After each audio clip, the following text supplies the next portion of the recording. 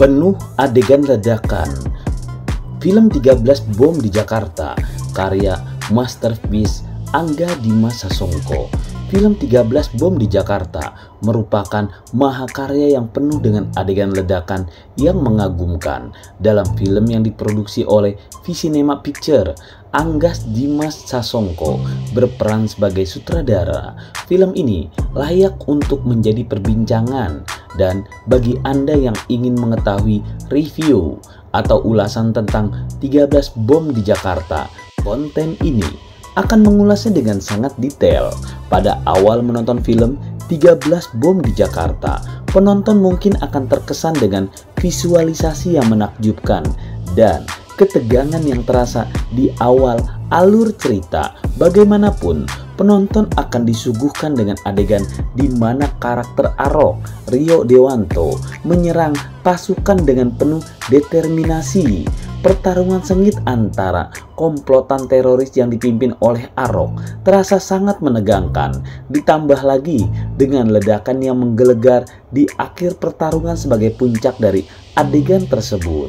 Rasa penasaran penonton semakin terbangun ketika adegan beralih ke tim Oscar, Cico Kurniawan, dan William yang diperankan oleh Ardhito Pramono yang merupakan pengusaha muda di bidang kripto dan Indodax. Bagaimanapun, kedua karakter ini terlibat dalam cerita yang akan menjadi daya tarik tersendiri bagi para penonton, terutama bagi mereka yang tertarik dengan dunia kripto dan ingin melihat bagaimana hal itu terintegrasi ke dalam alur cerita film ini.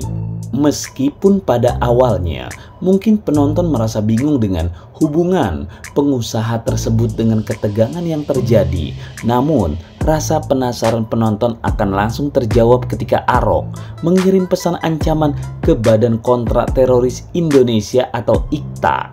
Hal ini menunjukkan bagaimana plot cerita film ini secara bertahap mengungkapkan hubungan antar karakter dan bagaimana setiap elemen cerita saling terkait, memberikan pengalaman menonton yang menegangkan dan penuh dengan kejutan. Pesan Arok yang meminta bayaran 100 Bitcoin melalui Indodax membuat tim IKTA yang dipimpin Damaskus yang diperankan oleh Rukman Rosadi murka. Terlebih lagi ketika Arok mengklaim adanya 12 bom lagi yang belum diledakkan di Jakarta. Situasi ini menambah ketegangan dalam alur cerita film, serta menimbulkan pertanyaan-pertanyaan menarik tentang bagaimana tim IKTA akan menangani ancaman tersebut dan bagaimana hal ini akan mempengaruhi seluruh jalan cerita hingga akhir.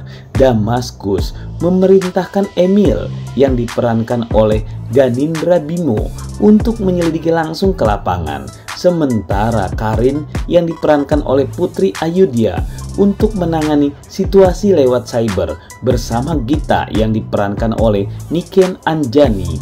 Hal ini menunjukkan bagaimana tim IKTA menangani ancaman yang dihadapi dengan strategi dan terkoordinasi, di mana setiap anggota tim diberikan tugas yang spesifik sesuai dengan keahlian masing-masing. Dengan demikian, film ini menampilkan dinamika tim yang bekerja sama untuk mengatasi ancaman yang dihadapi, memberikan dimensi tambahan pada konflik yang sedang berkembang. Meskipun film ini menampilkan aksi ledakan dan baku tembak sepanjang ceritanya, penonton mungkin mulai merasa bahwa alur cerita agak melambat di pertengahan film, terutama mengingat durasi yang cukup panjang, yaitu 2 jam 24 menit. Meski demikian, hal ini memberikan kesempatan bagi penonton untuk lebih mendalami karakter dan kompleksitas plot cerita, sehingga memberikan kedalaman yang lebih dalam film ini. Meski di awal film menyajikan baku tembak yang memukau, di pertengahan cerita akan lebih berfokus pada drama yang menggali alasan di balik tindakan teror yang dilakukan oleh Arok CS di Jakarta. Pergeseran fokus ini memberikan kedalaman emosional pada cerita, memungkinkan penonton untuk lebih memahami latar belakang dan motivasi karakter-karakter utama. Meskipun begitu, akhir dari film 13 Bom di Jakarta dieksekusi dengan baik oleh Angga Dima Sasongko sebagai sutradara. Pertarungan terakhir antara Rio Dewanto dan Ganindra Bimo menjadi salah satu adegan paling epik dalam film ini. Namun, rasa penasaran masih belum terpuaskan karena kemunculan Chico Jericho sebagai cameo yang sangat singkat. Namun, seolah-olah posisinya memiliki peran penting. Hal ini menambahkan dimensi misteri dan membuat penonton ingin mengetahui lebih banyak tentang peran Chico Jericho dalam keseluruhan cerita. Meskipun demikian, harapan untuk mendapatkan penjelasan yang memuaskan terkait dengan cerita film ini tidak terpenuhi hingga akhir film, karena tidak ada adegan pasca kredit yang memberikan jawaban atas pertanyaan tersebut. Namun, 13 Bom di Jakarta tetap merupakan sebuah mahakarya yang layak untuk disaksikan di momen akhir tahun 2023 lalu. Film ini menawarkan pengalaman menonton yang menarik dan mempesona, serta menampilkan kualitas penyutradaraan yang patut diapresiasi. Film ini sungguh direkomendasikan untuk ditonton, bukan hanya karena adegan-adegan ledakan yang terasa sangat nyata, tetapi juga karena proses pembuatannya yang benar-benar sungguh-sungguh. Selain itu, film ini juga menghadirkan senjata yang jarang digunakan dalam industri perfilman Indonesia.